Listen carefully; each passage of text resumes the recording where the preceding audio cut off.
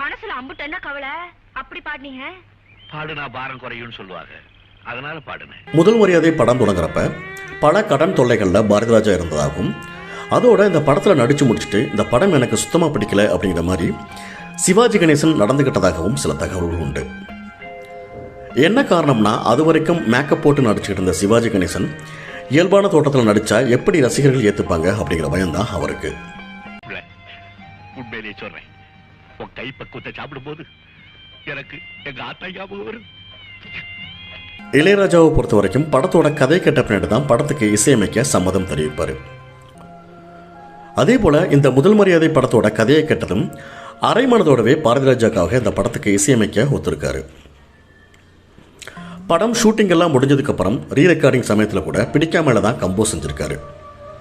பாரதிராஜா இந்த படத்துக்கு இசையமைச்சதுக்கு சம்பளம் ராஜாவுக்கு கொடுக்க போனப்போ கூட கண்டிப்பாக இந்த படம் ஓடாது, மறுபடியும் கடன் தான் சேரும், அதனால் நீயே இந்த பணத்தை வச்சுக்க அப்படின்னு ராஜா சொன்னதாக சில தகவல்கள் உண்டு.